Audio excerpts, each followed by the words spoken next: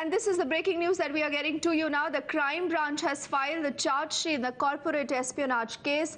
The case now has been listed for Monday, when in fact all these 13 accused will be presented a copy of this charge sheet.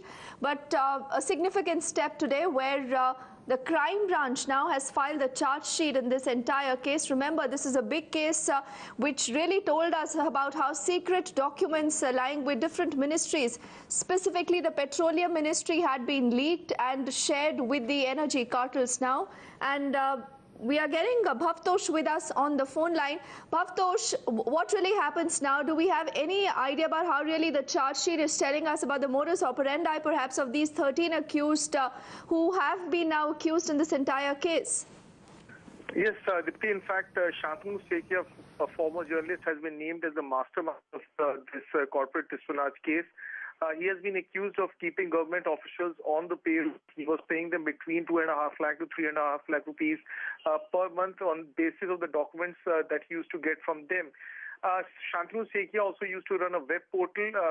On the guise of being a journalist, he used to then pass off these documents to corporates. Now, 5 big energy firms have been named in the charge sheet. These include Reliance Industries Limited, Anil Dhirubhai Ambani Group, and also Keynes India.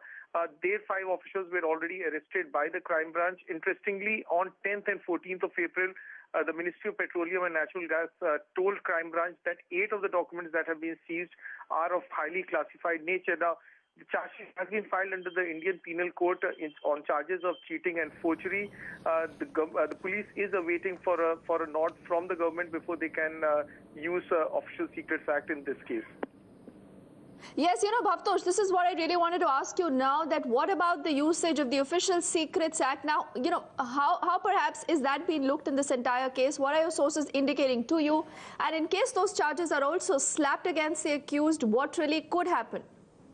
In the previous hearing, the Council of the Ministry of Petroleum had told the court that the 8 documents that were seized by the crime branch were highly classified in nature. Now, the police has said that the corporates used to get these documents, and because they had a first mover advantage, they used to make windfall gain and profit. As far as the using of OSA is concerned, the police has said that they are waiting for a permission from the union government, and only then they will apply OSA in this case. But the accused have been booked on serious charges under the Indian Penal Code, and if they are ever found guilty, then they can face punishment between 7 to 10 years. And Bhavtosh, this case in fact had brought to light how perhaps this nexus of the corporates and people working in the government ministries really operates, and perhaps it was not just limited to the Petroleum Ministry. Now, how perhaps is the radar going to be influenced as far as the crime branch goes about getting in more ministries also under it and verifying those links? Well, Dipti, the crime branch has said that this is the first charge sheet that they have filed in this case, which only deals with Ministry of Petroleum. There are at least 3 other ministries which are under scanner. These include coal and power.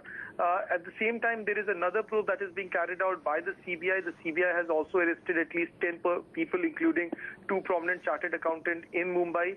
In that case, the CBI has said that there were documents that were leaked from Ministry of Finance and Ministry of Commerce.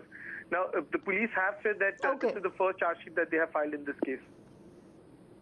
All right, Bhavtosh, for the moment, many thanks for getting us those details.